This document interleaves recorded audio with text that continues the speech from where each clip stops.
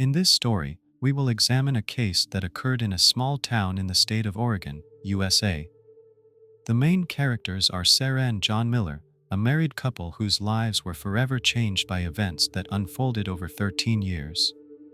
Sarah Miller, née Thompson, was born in 1975 to a middle-class family. She grew up in a suburb of Portland, where from an early age she showed an interest in psychology and human relationships.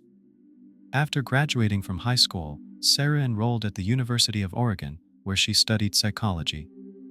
She was described as a calm, thoughtful girl with an analytical mind. John Miller, born in 1973, grew up in the same town as Sarah. He was known for his friendly character and ability to get along with people. After high school, John decided not to pursue further academic education and instead went to work for his father's construction company. Over time, he became one of the firm's leading managers. Sarah and John met in 1997 at a local festival. Their relationship developed quickly, and they married just a year later. Those around them considered them the perfect couple. Sarah's level-headedness balanced out the more impulsive John, while he, in turn, helped her be more open and sociable. By 2005, after 7 years of marriage, the couple had 2 children, a daughter, Emily, and a son, Michael. The Miller family seemed to embody the American dream: a successful marriage, a beautiful house in the suburbs, stable jobs, and 2 charming children. However, behind this facade were problems that only Sarah and John knew about. Tension in their relationship began to build about 5 years after the wedding. John spent more and more time at work, explaining it as necessary to provide for the family. Sarah, meanwhile, felt increasingly lonely despite the presence of the children. She tried to discuss these problems with her husband, but their conversations often ended in arguments or cold silence. In 2008, an event occurred that would forever change the life of the Miller family. It was then that Sarah learned of John's infidelity, which became a turning point in their relationship and served as a catalyst for subsequent tragic events. This story is not only about betrayal and revenge but also about the long-term consequences of ill-considered actions, about how years of suppressed emotions can lead to unexpected and terrible results. In the course of the narrative, we will examine in detail the circumstances that led to the culmination of this drama, as well as analyze its consequences for all parties involved. Before the events of 2008, Sarah and John Miller's life appeared outwardly prosperous. After their wedding in 1998, the couple bought a small house in a Portland suburb. John continued to work in his father's construction company, gradually moving up the career ladder. Sarah, having earned a degree in psychology, got a job at a local school as a counselor. The first years of marriage were filled with the usual concerns of a young family: setting up a home, planning for the future, solving financial issues. In 2001, their daughter Emily was born, and in 2004, their son Michael. The arrival of children brought significant changes to the Millers' lives. Sarah took extended leave to care for the children, while John increased his working hours to provide for the growing family. By 2005, the first signs of tension in the relationship began to show. John spent more and more time at work, explaining it as necessary to earn money for a new, more spacious house and education for the children. Sarah, busy raising young children, felt isolated from the outside world and increasingly complained about the lack of emotional support from her husband. The family's financial situation improved, but the emotional connection between the spouses weakened. Sarah tried to discuss these problems with John, but he often brushed off her concerns, considering them exaggerated. He believed that by providing for the family financially, he was fulfilling his main obligation. In 2006, Sarah returned to work part-time, hoping to restore balance in her life. However, this led to new difficulties. Now she had to combine work, childcare, and household duties. John, busy with his career, participated little in household chores, which caused Sarah's growing discontent. By 2007, the spouses were spending more and more time apart. John would stay late at work or meet with colleagues after work, while Sarah devoted her free time to the children or rare meetings with friends. Their joint outings became rare, and conversations increasingly revolved around discussing household issues and problems with the children. Despite the growing problems, outwardly the Miller family continued to look prosperous. They regularly attended family events, celebrated holidays with relatives, and maintained the image of a happy couple. However, behind this facade were unresolved conflicts and growing alienation, which ultimately led to a crisis in their relationship. The turning point in the Miller family's story came in 2008. At the beginning of the year, John received a promotion to the position of senior manager in the construction company. The new position required even more time and attention, which further distanced him from his family. In March 2008, John's company began work on a major project to build a new shopping center. As part of this project, a marketing consultant, Lisa Parker, was hired. Lisa, an attractive 32-year-old woman, quickly found common ground with John. They often worked late, discussing project details. Sarah began to notice changes in her husband's behavior. He started staying late at work more often, was distracted at home, and constantly checked his phone. When she tried to discuss these changes with him, John responded with irritation or avoided the conversation. On June 15, 2008, Sarah, concerned about her husband's behavior, decided to check his phone while he was sleeping.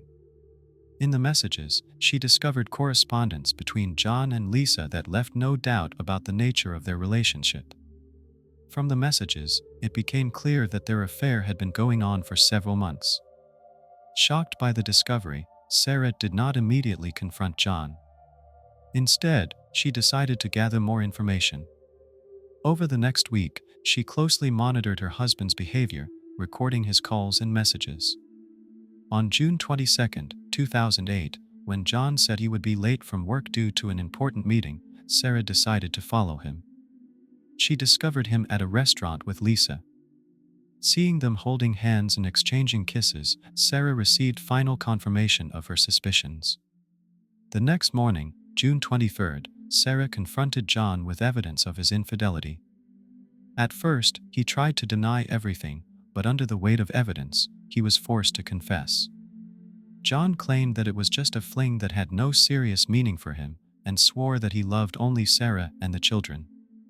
This admission was a terrible blow to Sarah. She felt betrayed and humiliated.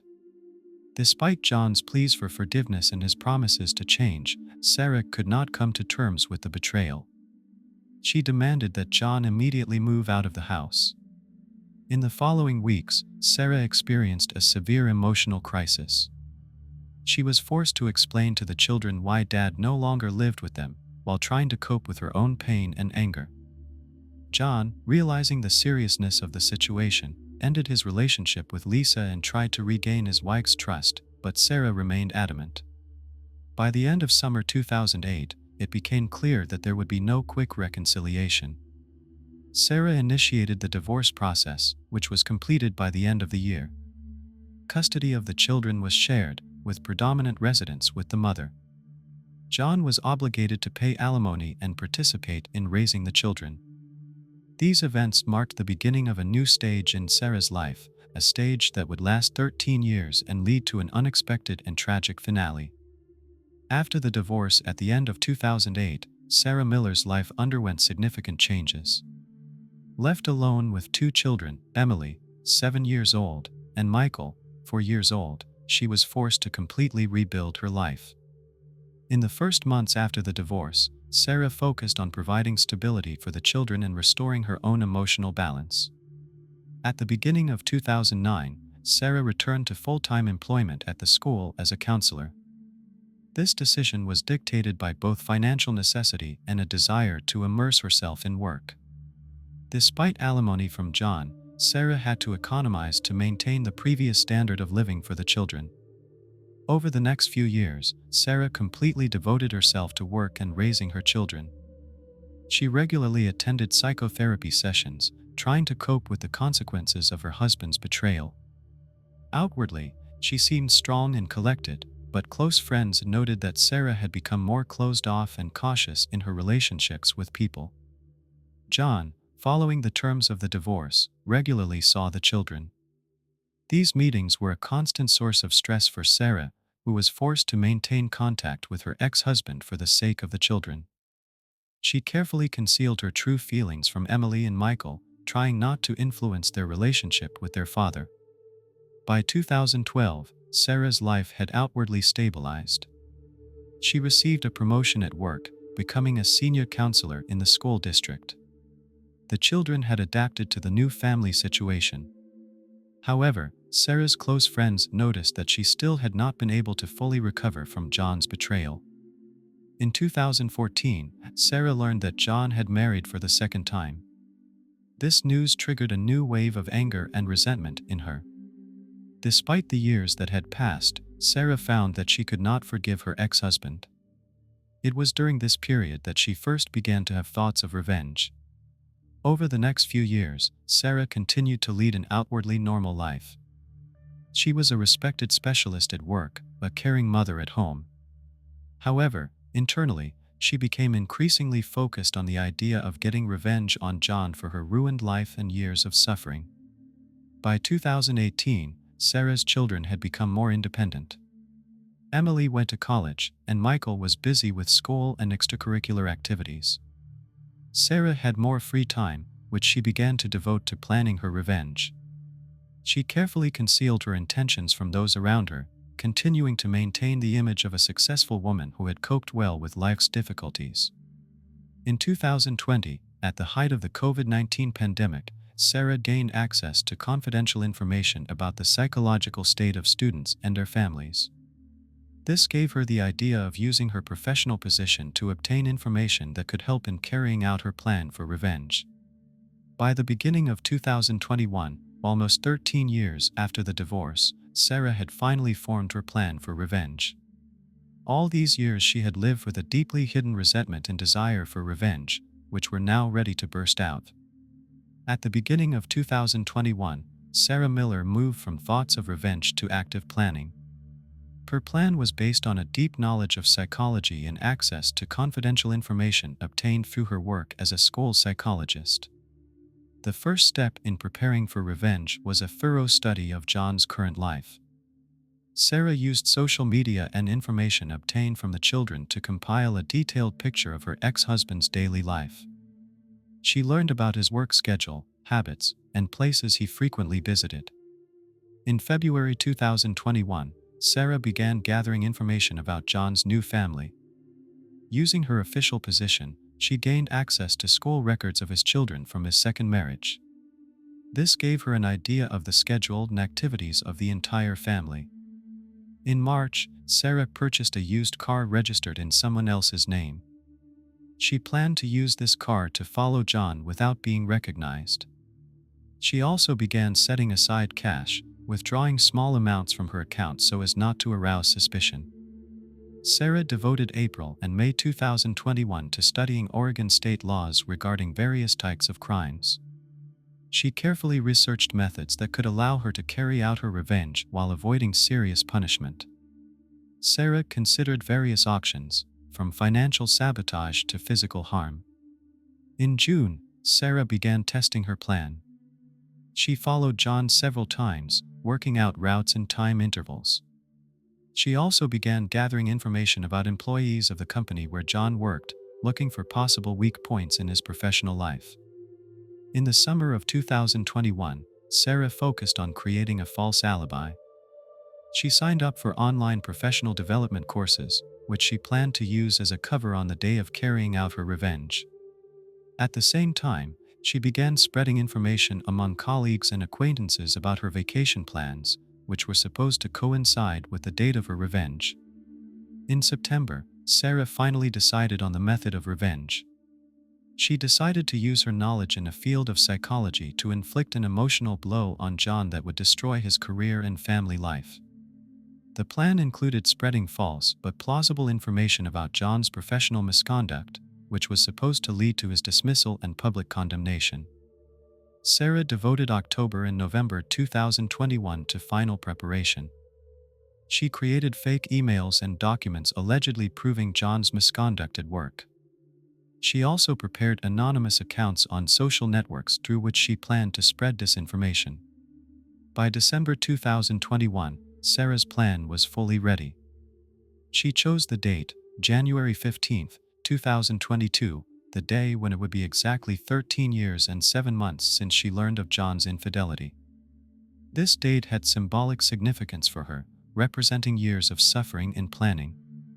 Sarah carefully thought through every detail of her plan, confident that she could strike John a blow from which he would not recover, while remaining above suspicion. She was ready to carry out her revenge, not realizing how destructive the consequences of her actions could be not only for John but also for herself and their children. January 15, 2022 arrived, the day Sarah Miller had been waiting for almost 14 years. She woke up early in the morning, feeling a mix of nervousness and determination. Following her carefully thought-out plan, Sarah started the day as usual so as not to arouse suspicion. At 8:30 in the morning, Sarah entered her office at school. She turned on the computer and connected to an online professional development course that served as her alibi. For the next 2 hours, she periodically took notes and answered questions, creating the appearance of active participation. At 10:45, Sarah left the school, telling colleagues that she felt unwell and would go home. Instead, she headed to the place where she had left her second, unregistered car. After changing clothes and putting on a wig, she began the first phase of her plan. At 11:30, Sarah arrived at the office of the company where John worked. Using a fake badge, she entered the building. In the bathroom, she changed into a cleaner's uniform, which she had acquired in advance. This allowed her to move freely around the office without attracting attention.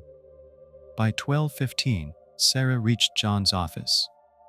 Taking advantage of the absence of employees who had gone to lunch, she entered. There she planted several documents allegedly evidencing John's financial fraud. She also installed malicious software on his computer that was supposed to send compromising emails on John's behalf. At 1 o'clock, Sarah left the office, changing clothes again. She returned to her second car and headed to John's house. There she dropped an envelope with fake documents allegedly proving John's marital infidelity into the mailbox. By 2:30, Sarah returned home. She destroyed all evidence related to her actions and reconnected to the online course, creating the appearance that she had spent the whole day at home. At 3 o'clock, the second phase of the plan began to unfold. The malware activated, sending compromising emails from John's work computer. At the same time, Sarah, using anonymous accounts, began spreading information about John's alleged violations on social media and forums. By the evening of the same day, news of John Miller's alleged violations began to spread in the local community. The company where he worked received anonymous messages about his supposedly illegal activities. John's wife discovered an envelope in the mailbox with evidence of his infidelity. Sarah, sitting at home, watched the events unfold through social media and local news sites. She felt a mixture of triumph and emptiness, watching as John's life began to fall apart before her eyes. By the end of the day, Sarah's plan was fully implemented. She was sure that she had managed to remain unnoticed and that her revenge had achieved its goal. However, she could not foresee all the consequences of her actions. The consequences of Sarah Miller's actions began to manifest themselves the very next day after carrying out her revenge plan. Events developed rapidly and had far-reaching consequences not only for John but also for Sarah herself and their children. On January 16, 2022, John's company began an internal investigation into alleged financial misconduct. John was temporarily suspended from work during the investigation. His second wife, shocked by the evidence of infidelity, packed her bags and left for her parents' house with the children. Over the next week, the situation continued to worsen. Local media picked up the story of John's alleged violations, leading to public condemnation. Friends and colleagues began to distance themselves from him. John denied all accusations, but the evidence seemed irrefutable. On January 23, John's company completed a preliminary investigation and fired him. The police began their own investigation into possible financial crimes.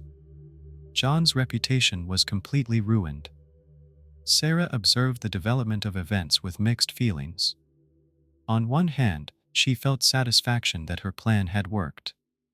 On the other hand, the scale of the consequences began to frighten her. She was especially concerned about the reaction of their shared children, Emily and Michael, who were shocked by what was happening to their father. At the beginning of February, the situation took an unexpected turn. The police, investigating John's case, discovered inconsistencies in the evidence.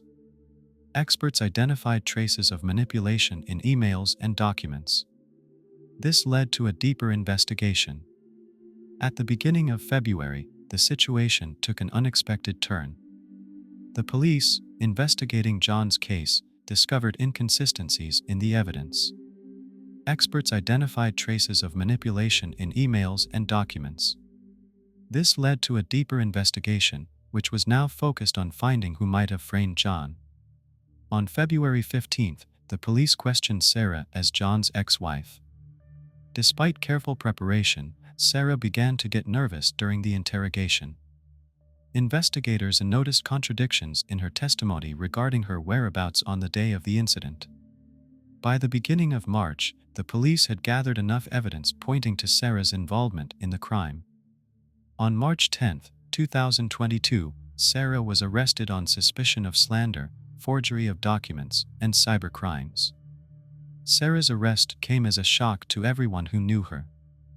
Her colleagues and friends could not believe that a respected school psychologist could commit such a crime. The news was especially hard on Emily and Michael, who found themselves at the center of the scandal, caught between their parents in a situation they could hardly comprehend. The consequences of Sarah's actions were devastating for all involved. John, although cleared of the false accusations, had already lost his job and reputation. His second marriage was on the brink of collapse. Sarah faced serious criminal charges and the prospect of imprisonment. But perhaps the most affected were Emily and Michael, who had to deal with the public humiliation and emotional trauma caused by their mother's actions. As the legal process unfolded, the community was left to grapple with the shocking turn of events.